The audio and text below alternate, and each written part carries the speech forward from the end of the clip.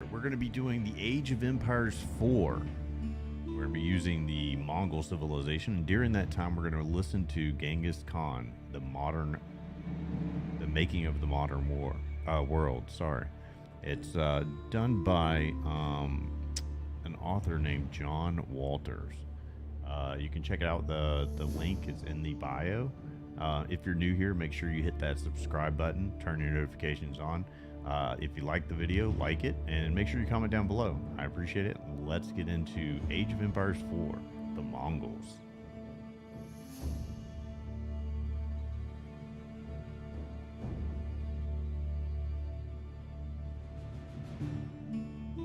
Washington Post, 1989. In 1937, the soul of Genghis Khan disappeared from the Buddhist monastery in central Mongolia along the River of the Moon below the Black Shank Mountains, where the faithful lamas had protected and venerated it for centuries. During the 1930s, Stalin's henchmen executed some 30,000 Mongols in a series of campaigns against their culture and religion. The troops ravaged one monastery after another, shot the monks, assaulted the nuns, broke the religious objects, looted the libraries, burned the scriptures, and demolished the temples. Reportedly, someone secretly rescued the embodiment of Genghis Khan's soul from the Shank monastery and whisked it away for safekeeping to the capital in Ulaanbaatar, where it ultimately disappeared. Through the centuries on the rolling, grassy steppes of Inner Asia, a warrior herder carried a spirit banner, called a sulda, constructed by tying strands of hair from his best stallions to the shaft of a spear, just below its blade. Whenever he erected his camp, the warrior planted the spirit banner outside the entrance to proclaim his identity and to stand as his perpetual guardian. The spirit banner always remained in the open air beneath the eternal blue sky that the Mongols worshipped. As the strands of hair blew and tossed in the nearly constant breeze of the steppe, they captured the power of the wind, the sky, and the sun, and the banner channeled this power from nature to the warrior. The wind in the horsehair inspired the warrior's dreams and encouraged him to pursue his own destiny. The streaming and twisting of the horsehair in the wind beckoned the owner ever onward, luring him away from this spot to seek another, to find better pasture, to explore new opportunities and adventures, to create his own fate in his life in this world. The union between the man and his spirit banner grew so intertwined that when he died, the warrior's spirit was said to reside forever in those tufts of horsehair. While the warrior lived, the horsehair banner carried his destiny. In death, it became his soul. The physical body was quickly abandoned to nature, but the soul lived on forever in those tufts of horsehair to inspire future generations. Genghis Khan had one banner made from white horses to use in peacetime and one made from black horses for guidance in war. The white one disappeared early in history, but the black one survived as the repository of his soul. In the centuries after his death, the Mongol people continued to honor the banner where his soul resided. In the 16th century, one of his descendants, the Lama Zanabazar, built the monastery with a special mission to fly and protect his banner. Through storms and blizzards, invasions and civil wars, more than 1,000 monks of the Yellow Hat sect of Tibetan Buddhism guarded the Great Banner, but they proved no match for the totalitarian politics of the 20th century. The monks were killed, and the spirit banner disappeared. Fate did not hand Genghis Khan his destiny, he made it for himself. It seemed highly unlikely that he would ever have enough horses to create a spirit banner, much less that he might follow it across the world. The boy who became Genghis Khan grew up in a world of excessive tribal violence, including murder, kidnapping, and enslavement. As the son in an outcast family left to die on the steppes, he probably encountered no more than a few hundred people in his entire childhood, and he received no formal education.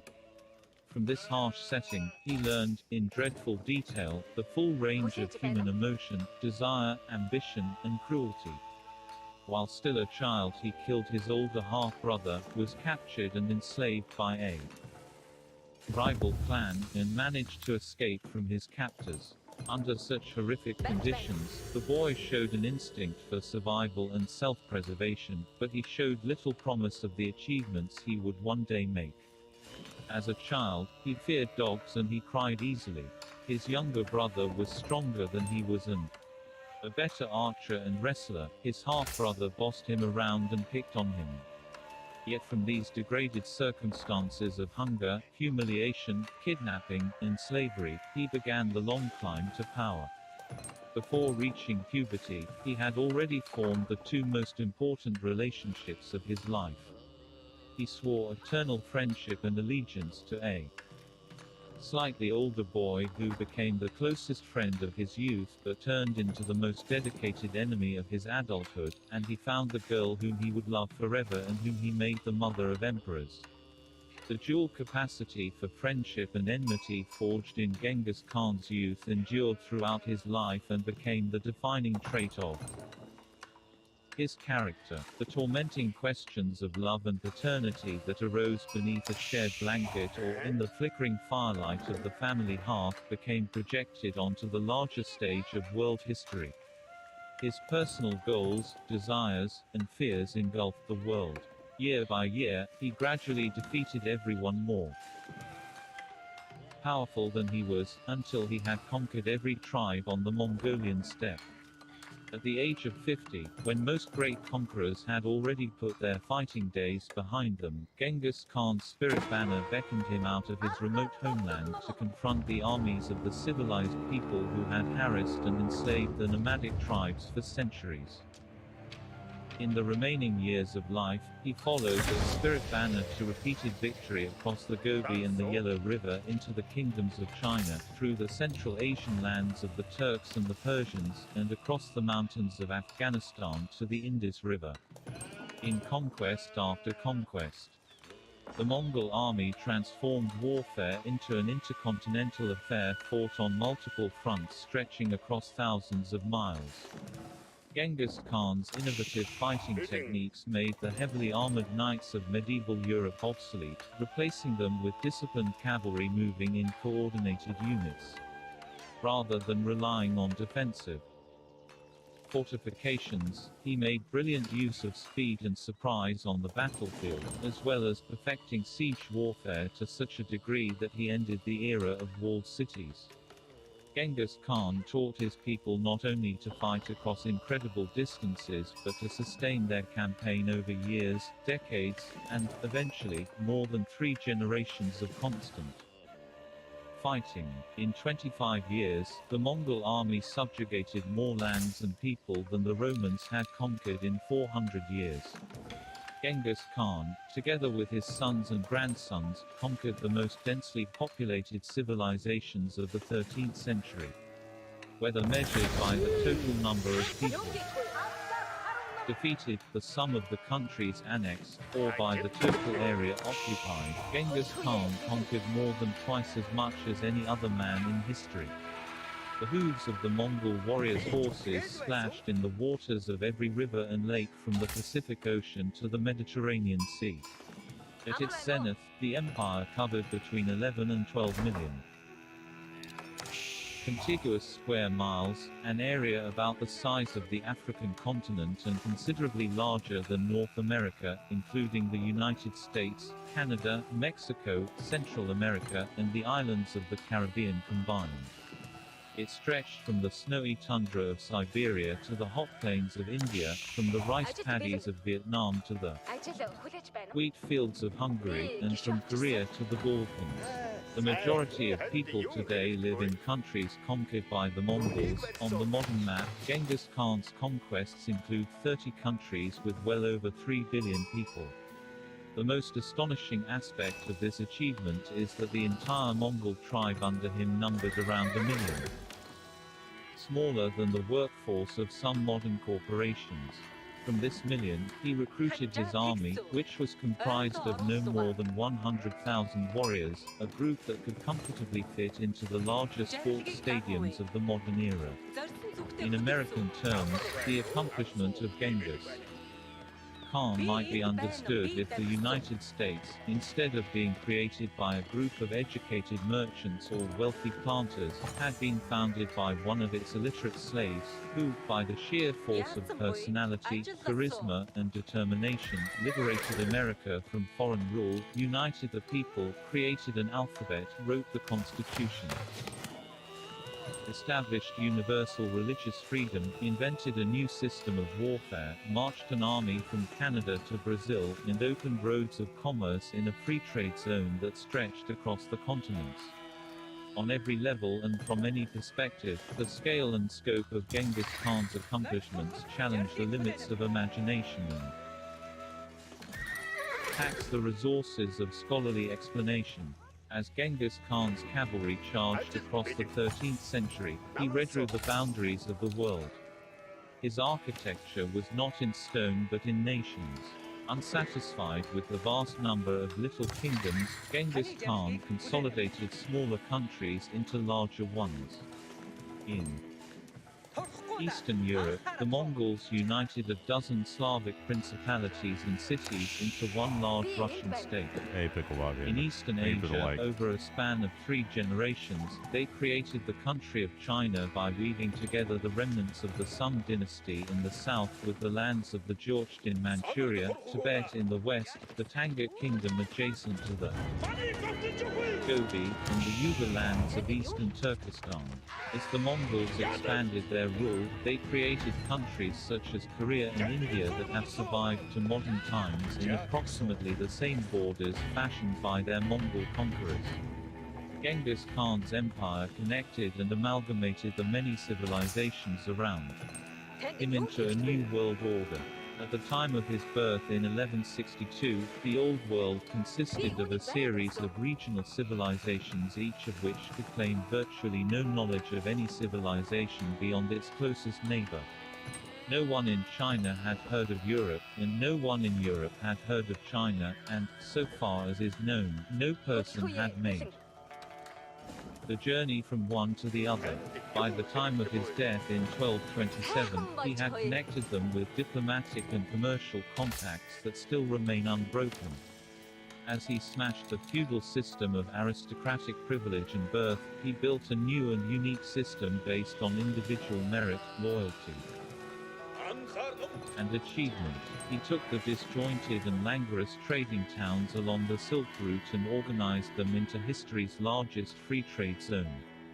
He lowered taxes for everyone, and abolished them altogether for doctors, teachers, priests, and educational institutions. He established a regular census and created the first international postal system.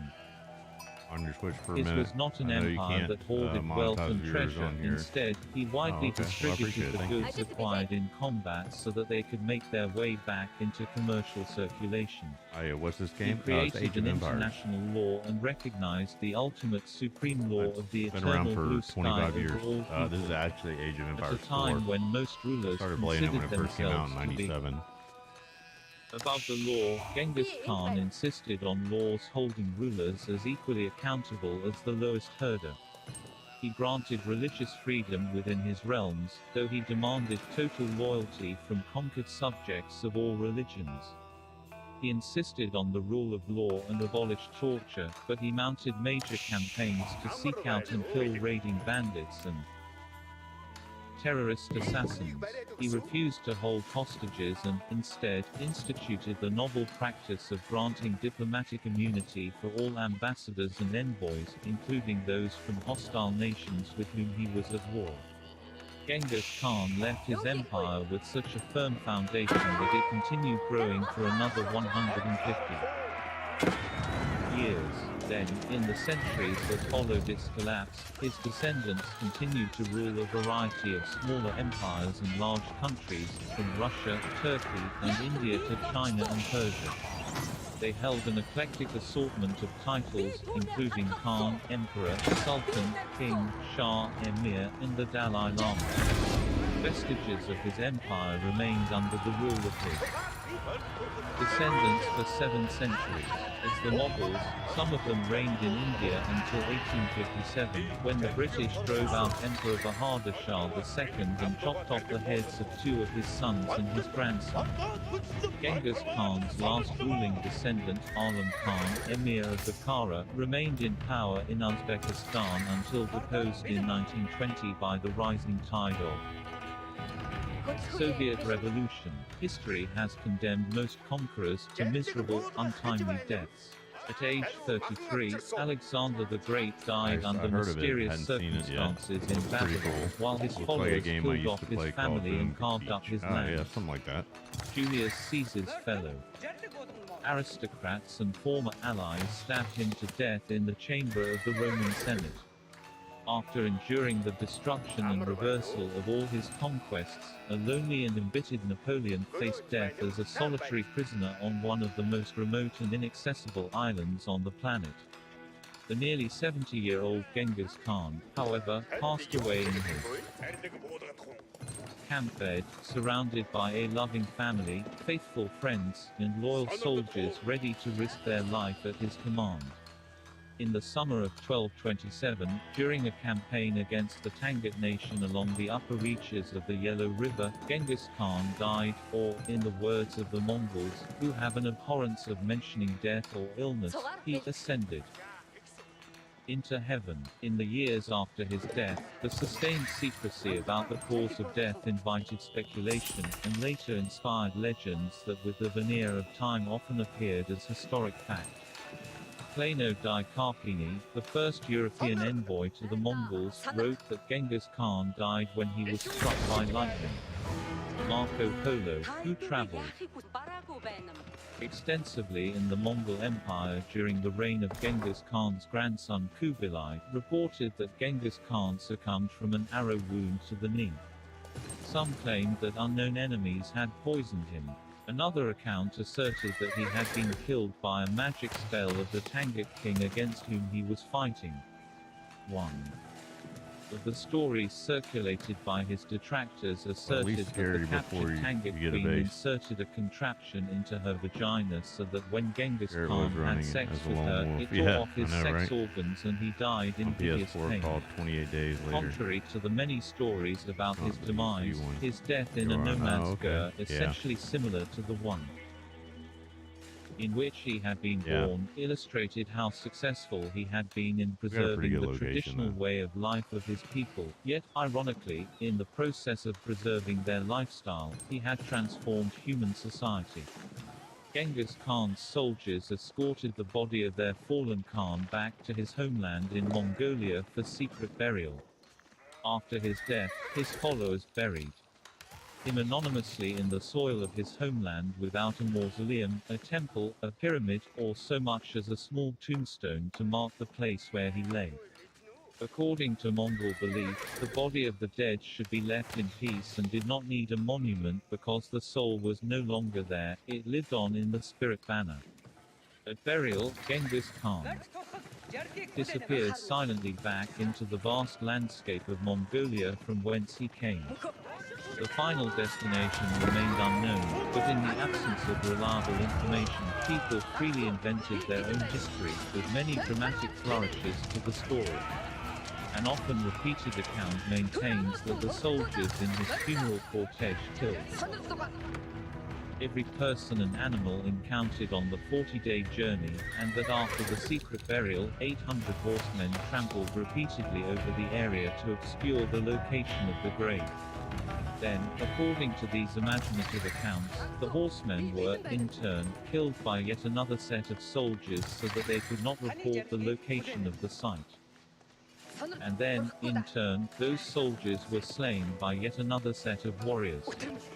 After the secret burial in his homeland, soldiers sealed off the entire area for several hundred square miles. No one could enter except members of Genghis Khan's family and a tribe of specially trained warriors who were stationed there to kill every intruder. For nearly 800 years, this area, the Ikkorig, the Great Taboo, deep in the heart of Asia remained closed. All the secrets of Genghis Khan's empire seem to have been locked up inside his mysterious homeland. Long after the Mongol Empire collapsed, and other foreign armies invaded parts of Mongolia, the Mongols prevented anyone from entering the sacred precinct of their ancestor. Despite the eventual conversion of the Mongols to Buddhism, his successors nevertheless refused to allow priests to build a shrine, a monastery, or a memorial to mark his burial. In the 20th century, to assure that the area of Genghis Khan's birth and burial did not become a rallying point for nationalists, the Soviet rulers kept it securely guarded. Instead of calling it the Great Taboo or using one of the historic names that might hint at a connection to Genghis Khan, the Soviets called it by the bureaucratic designation of Highly Restricted Area. Administratively, they separated it from the surrounding province and placed it under the direct supervision of the central government that, in turn, was tightly controlled from Moscow. The Soviets further sealed it off by surrounding 1 million hectare of the highly restricted area with an equally large restricted area. To prevent travel within the area, the government built neither roads nor bridges during the communist era. The Soviets maintained a highly fortified mid-air base, and quite probably a storehouse of nuclear weapons, between the restricted area and the Mongolian capital of Ulaanbaatar. A large Soviet tank base blocked the entrance into the Forbidden Zone, and the Russian military used the area for artillery practice and tank maneuvers. The Mongols made no technological breakthroughs, founded no new religions, wrote few books or dramas, and gave the world no new crops or methods of agriculture. Their own craftsmen could not weave cloth, cast metal, make pottery, or even bake bread. They manufactured neither porcelain nor pottery, painted no pictures, and built no buildings. Yet, as their army conquered culture after culture, they collected and passed all of these skills from one civilization to the next. The only permanent structures Genghis Khan erected were bridges. Although he spurned the building of castles, forts, cities, or walls, as he moved across the landscape, he probably built more bridges than any ruler in history. He spanned hundreds of streams and rivers in order to make the movement of his armies and goods quicker. The Mongols deliberately opened the world to a new commerce not only in goods, but also in ideas and knowledge. The Mongols brought German miners to China and Chinese doctors to Persia. The transfers ranged from the monumental to the trivial. They spread the use of carpets everywhere they went and transplanted lemons and carrots from Persia to China, as well as noodles, plain cards, and tea from China to the west. They brought a metalworker from Paris to build a fountain on the dry steppes of Mongolia, recruited an English nobleman to serve as interpreter in their army, and took the practice of Chinese fingerprinting to Persia. They financed the building of Christian churches in China, Buddhist temples and stupas in Persia, and Muslim Quranic schools in Russia. The Mongols swept across the globe as conquerors, but also as civilization's unrivaled cultural carriers. The Mongols who inherited Genghis Khan's empire exercised a determined drive to move products and commodities around and to combine them in ways that produced entirely novel products and unprecedented invention. When their highly skilled engineers from China, Persia, and Europe combined Chinese gunpowder with Muslim flamethrowers and applied European bell casting technology, they produced the cannon, an entirely new order of technological innovation, from which sprang the vast modern arsenal of weapons from pistols to missiles. While each item had some significance, the larger impact came in the way the Mongols selected and combined technologies to create unusual hybrids. The Mongols displayed a devoutly and persistently internationalist zeal in their political, economic, and intellectual endeavors. They sought not merely to conquer the world but to institute a global order based on free trade, a single international law, and a universal alphabet with which to write all languages. Genghis Khan's grandson, Kubilai Khan, introduced a paper currency intended for use everywhere and attempted to create primary schools for universal basic education of all children in order to make everyone literate. The Mongols refined and combined calendars to create a 10,000-year calendar more accurate than any previous one, and they sponsored the most extensive maps ever assembled. The Mongols encouraged merchants to set out by land to reach their empire, and they sent out explorers across land and sea as far as Africa to expand their commercial and diplomatic reach. In nearly every country touched by the Mongols, the initial destruction and shock of conquest by an unknown and barbaric tribe yielded quickly to an unprecedented rise in cultural communication, expanded trade, and improved civilization. In Europe, the Mongols slaughtered the aristocratic knighthood of the continent, but disappointed with the general poverty of the area compared with the Chinese and Muslim countries, turned away and did not bother to conquer the cities, loot the countries, or incorporate them into the expanding empire. In the end, Europe suffered the least yet acquired all the advantages of contact through merchants such as the Polo family of Venice and envoys exchanged between the Mongol Khans and the popes and kings of Europe. The new technology, knowledge, and commercial wealth created the Renaissance in which Europe rediscovered some of its prior culture, but more importantly, absorbed the technology for printing, firearms, the compass, and the abacus from the East. As English scientist Roger Bacon observed in the 13th century, the Mongols succeeded not merely from martial superiority, rather, they have succeeded by means of science. Although the Mongols are eager for war, they have advanced so far because they devote their leisure to the principles of philosophy. Seemingly every aspect of European life, technology, warfare, clothing, commerce, food, art, literature, and music, changed during the Renaissance as a result of the Mongol influence. In addition to new forms of fighting, new machines, and new foods.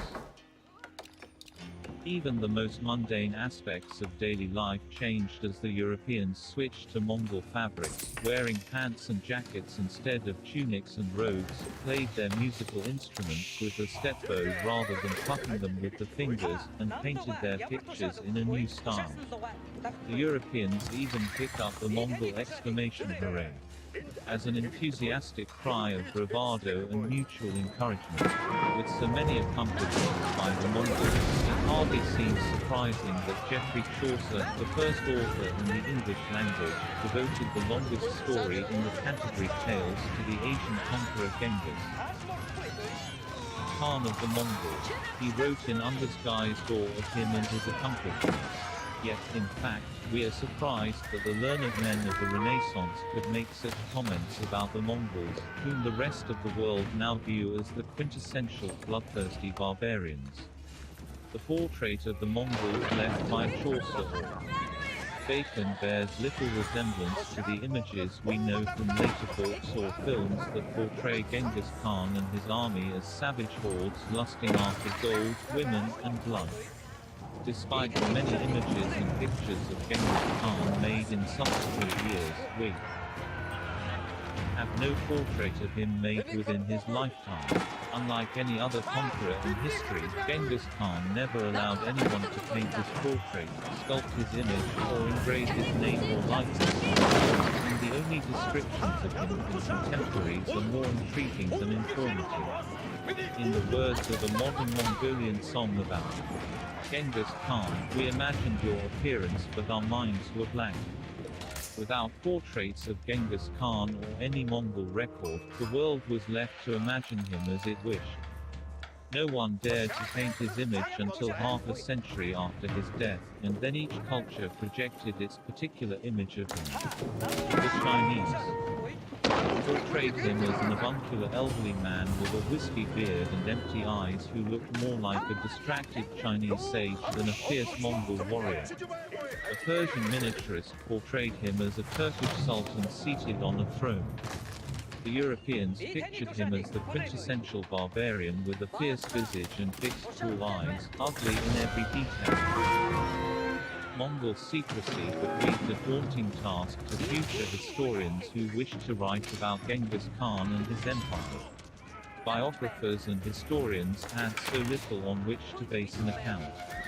They knew the chronology of cities conquered and armies defeated, yet little reliable information existed regarding his origin, his character, his motivation, or his personal life.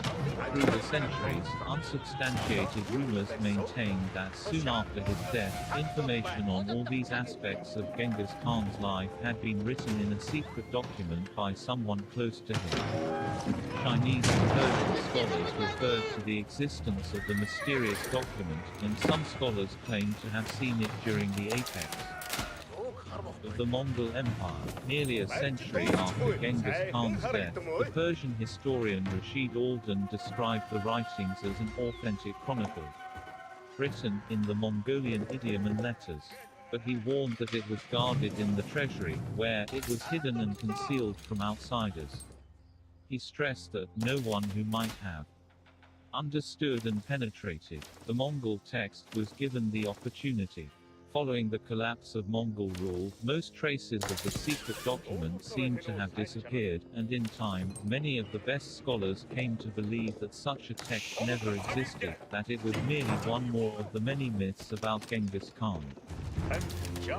Just as the imaginative painters of various countries portrayed him differently, the scholars did likewise.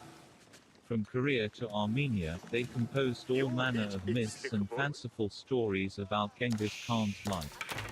In the absence of reliable information, they projected their own fears and phobias onto these accounts. With the passage of centuries, scholars weighed the atrocities and aggression committed by men such as Alexander, Caesar, Charlemagne, or Napoleon against their accomplishments or their special mission in history. For Genghis Khan and the Mongols, however, their achievements lay forgotten, while their alleged crimes and brutality became magnified. Genghis Khan became the stereotype of the barbarian, the bloody savage, the ruthless conqueror who enjoyed destruction for its own sake. Genghis Khan, his Mongol horde, and to a large extent the Asian people in general became unidimensional caricatures, the symbol of all that lay beyond the civilized pale. By the time of the Enlightenment, at the end of the 18th century, this menacing image appeared in Voltaire's The Orphan of China, a play about Genghis Khan's conquest of China. He is called the King of Kings, the fiery Genghis Khan, who lays the fertile fields of Asia waste. In contrast to Chaucer's praise for Genghis Khan, Voltaire described him as this destructive tyrant, who proudly treads on the necks of kings, but is yet no more than a wild Scythian soldier bred to arms and practiced in the trade of blood. Act 1, Scene 9. Voltaire portrayed Genghis Khan as a man presented with the superior virtues of civilization around him and motivated by the basic barbarian desire to ravage, civilize women and destroy what he could not understand. The tribe of Genghis Khan acquired a variety of names: Tartar, Mongol, Mole, and Mongol, but the name always carried an odious curse. When 19th century scientists wanted to show the inferiority of the Asian and American races, classified them as Mongoloid. When doctors wanted to account for why mothers of the superior white race could give birth to retarded children, the children's facial characteristics made obvious that one of the child's ancestors had been raped by a Mongol woman. Such blighted children were not white at all but members of the Mongoloid race. Alright. The richest capitalists This guy flaunted obviously their just wealth wants and to showed anti-democratic, keep going at it. anti-egalitarian values. They were derided as Mongols, the Persian name for Mongols. In due Aimball, course, please, the Warzone. Mongols became scapegoats for other nations' failures and shortcomings. When Russia could not keep up with the technology of the West or the Yeah, Warzone's military power of I'm not playing. Imperial Japan, it was because of the terrible Tartar yoke put on her by Genghis Khan. When Persia fell behind its neighbors, it was because the Mongols had destroyed its irrigation system. When China lagged behind Japan and Europe, the cause was the cruel exploitation and repression by its Mongol and Manchu overlords. When India could not resist British colonization, it was because of the rapacious greed of Mughal rule. In the 20th century, Arab politicians even assured their followers that Muslims would have invented the atomic bomb before the Americans if only the Mongols had not burned the Arabs' magnificent libraries and leveled their cities. When American bombs and missiles drove the Taliban from power in Afghanistan in 2002, the Taliban soldiers equated the American invasion with that of the Mongols, and therefore, in angry revenge, massacred thousands of Hazara, the descendants of the Mongol army who had lived in Afghanistan for 8 centuries. During the following year, in one of his final addresses to the Iraqi people, dictator Saddam Hussein made similar charges against the Mongols as the Americans moved to invade his country and remove him from power. Amidst so much political rhetoric, pseudoscience, and scholarly imagination, the truth of Genghis Khan remained buried, seemingly lost to posterity. His homeland and the area where he rose to power remained closed to the outside world by the communists of the 20th century, who kept it as tightly sealed as the warriors had done during the prior centuries.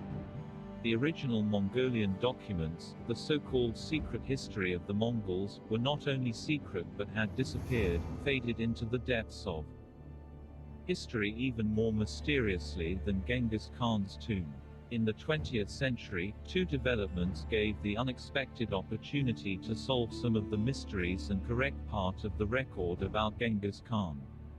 The first development was the deciphering of manuscripts containing the valuable lost history of Genghis Khan.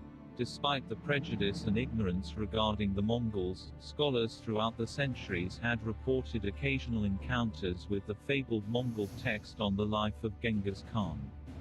Like some rare animal or precious bird thought to have been extinct, the rumored sightings provoked more skepticism than scholarship. Finally, in the 19th century, a copy of the document written in Chinese characters was found in Beijing. Scholars easily read the characters, but the words made no sense because they had been recorded in a code that used Chinese characters to represent Mongolian sounds of the 13th century. The scholars could read only a small Chinese language summary that accompanied each chapter. These offered tantalizing hints at the story in the text, but otherwise the document remained inexplicable. Because of the mystery surrounding the document, scholars referred to it as the secret history of the Mongols, the name by which it has continued to be known. Throughout most of the 20th century, the deciphering of the secret history remained mortally dangerous in Mongolia. Communist authorities kept the book beyond the hands of common people and scholars for fear that they might be improperly influenced by the antiquated, unscientific, and non-socialist perspective of the text. But an underground scholarly movement grew around the secret history. In nomadic camps across the steppe, the whispered story of the newfound history spread from person to person, from camp to camp. At last, they had a history that told their story from the Mongol perspective. The Mongols had been much more than barbarians who harassed the superior civilizations around them. For the Mongol nomads, the revelations of the secret history seemed to come from Genghis Khan himself, who had returned to his people to offer them hope and inspiration. After more than 7 centuries of silence, they could, at last, hear his words again. Despite official communist repression, the Mongol people seemed determined that they would not lose these words again. For a brief moment, the liberalization of political life following the death of Stalin in 1953 and the admission of Mongolia to the United Nations in 1961 emboldened the Mongol people, and they felt free to re-explore their history. The country prepared a small series of stamps in 1962 to commemorate the 800th anniversary of the birth of Genghis Khan. Tomor Ochir, the second highest ranking member of the government, authorized the erection of a concrete monument to mark the birthplace of Genghis Khan near the Onan River, and he sponsored a conference of scholars to assess the good and the bad aspects of the Mongol Empire in history. Both the stamp and the simple line drawing on the monument portrayed the image of the missing soldier of Genghis Khan, the horsehair spirit banner with which he conquered and the resting place of his soul. Still, after nearly 8 centuries, the soldier carried such a deep emotional meaning to both the Mongols and to some of the people they had conquered that the Russians treated its mere display on a stamp as an act of nationalist revival and potential aggression. The Soviets reacted with irrational anger to the fear that their satellite state might pursue an independent path or, worse, yet, side with Mongolia's other neighbor, China, the Soviet Union's erstwhile ally turned enemy. In Mongolia, the communist authorities suppressed the stamps and the scholars. For his traitorous crime of showing what party officials labeled as tendencies directed at idealizing the role of Genghis Khan, the authorities removed Tomor Ochir from office, banished him to internal exile, and finally hacked him to death with an axe. After purging their own party, the communists focused attention on the work of Mongolian scholars, whom the party branded as anti-party elements, Chinese spies, saboteurs, or pests. In the anti-nationalist campaign that followed, authorities dragged the archaeologist Perley off to prison, where they kept him in extremely harsh conditions merely for having been Tomor Ochir's teacher and for secretly researching the history of the Mongol Empire. Teachers, historians, artists, poets, and singers stood in danger if they had any association with the history of Genghis Khan's era. The authorities secretly executed some of them.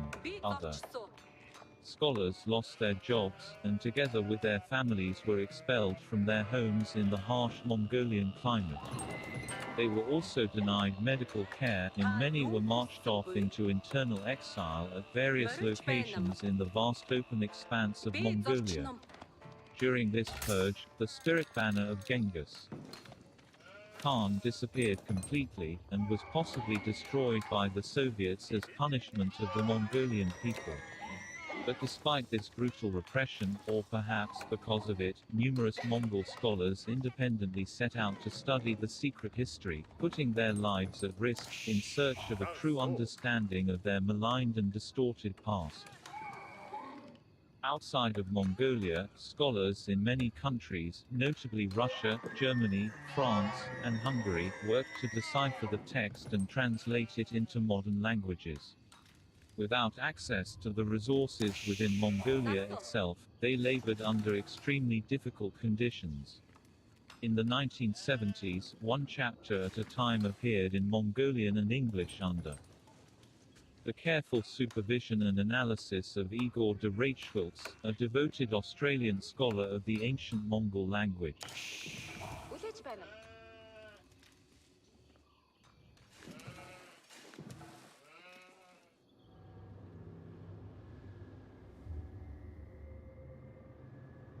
I'm not a robot.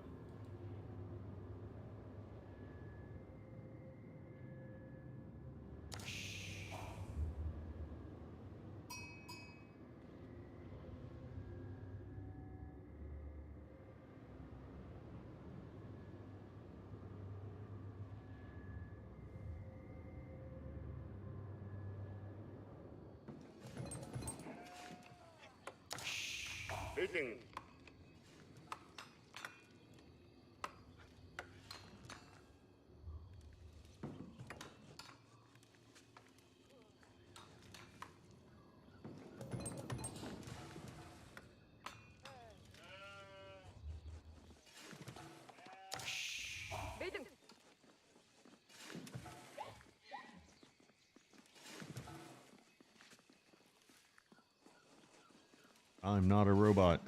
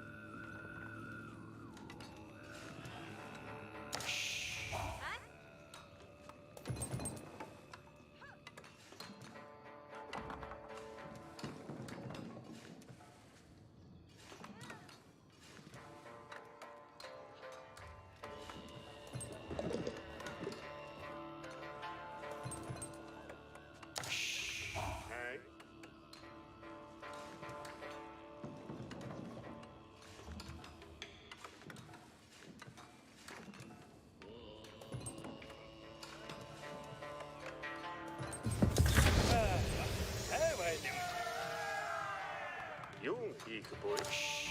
Танд юу хийх буй. Сайн байна.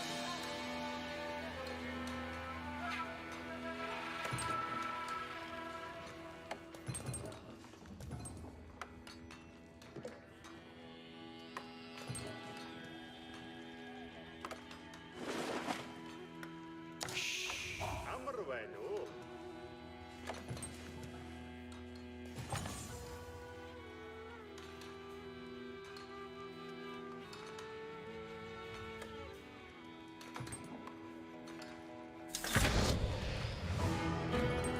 Абиго тухай жаатэгсүү ойлон орууллаа. Бараагүй байна.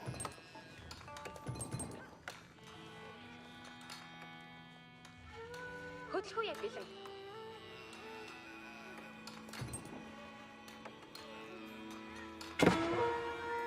Хатлаад очмай бол хагас. Хайдугэ яаби хүснэ.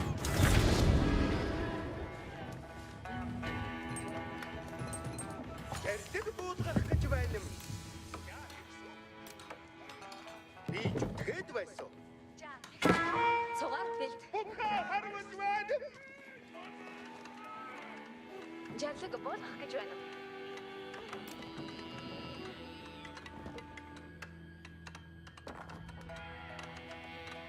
Саналт. Цугаар бэлд.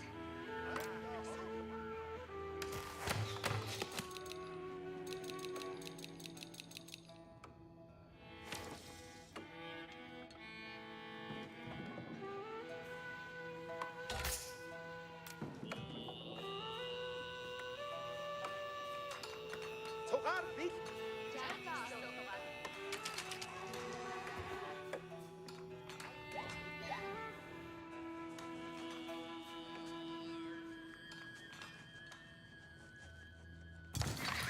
Рамдууга зардаг буудах хүн. Би давхин. Үдитгэ. Хагас үе. Жаглаг болох гэж байна. Саналт. Санар.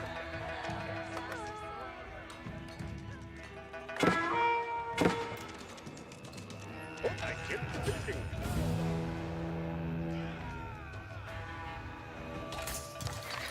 Алсуу. Би бэлэн байна. Зардаг бууд зарлагыг дагсуу. Жарлиг буулгах гэж байна юм. Танд юм хэрэгтэй буй. Амар байна уу? Дагсуу. Би бэлэн авсан уу?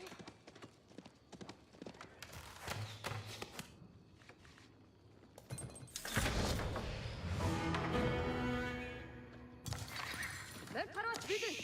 Юм хийх буй.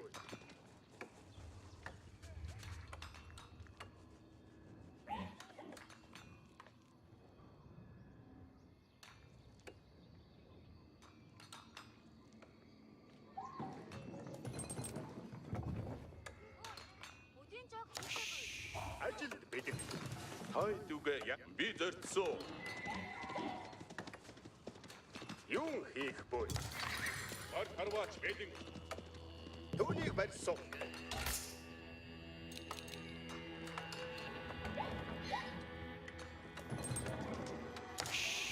Ажилд бэлэн.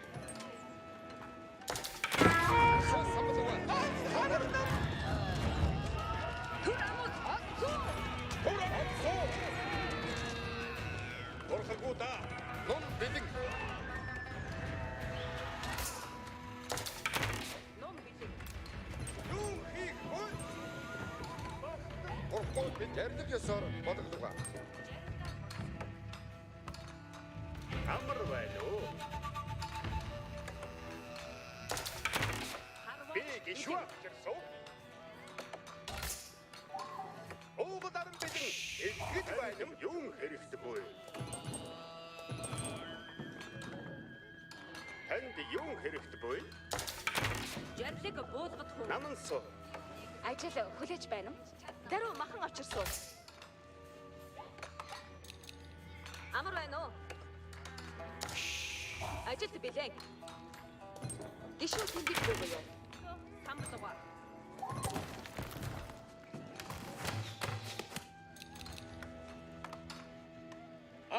놈 미쳤놈 오테르메스 амар байна уу? Мөсөө самбатгаа. Даруй махан авчирсан.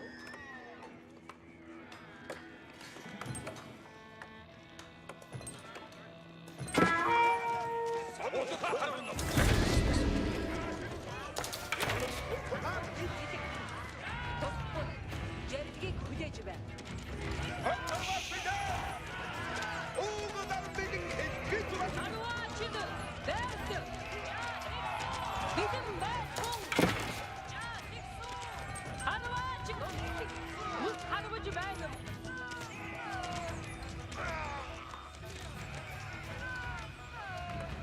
Уугудар энд байна. Жердгийг буудгах. Ажилд бидэн. Би зүтгээд байсан. Юу хийхгүй юу?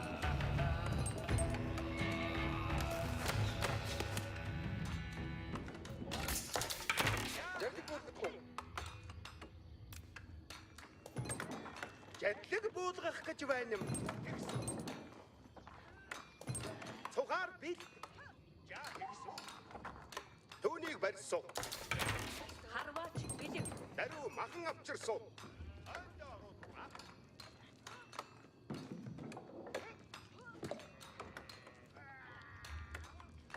Торхгууд үтэрмэл. Ном бэлэг харваач зарчиж байна. Намайг хөлбөр.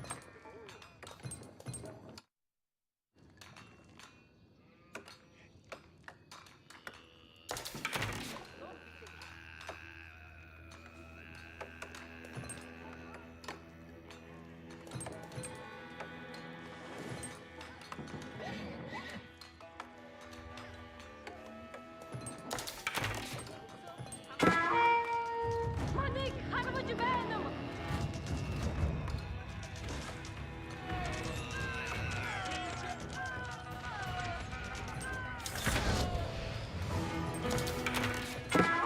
Бэлэг. яасан болж тэгсүү анда гаруугаа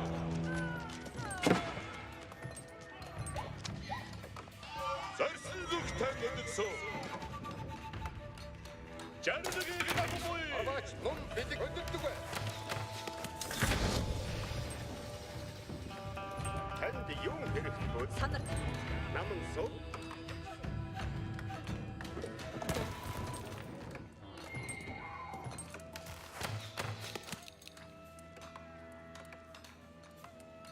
Амар байна уу?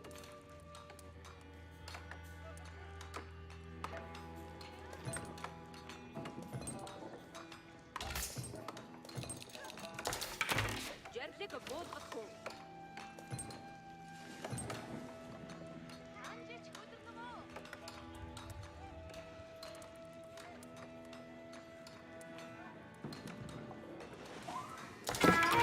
Өсөөс Цаг болтуга.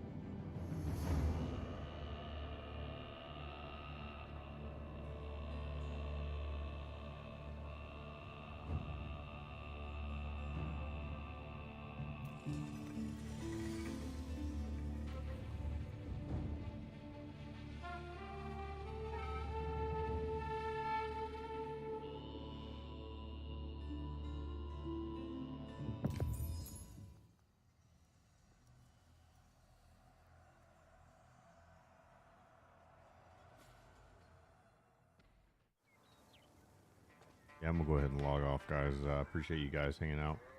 Take it easy.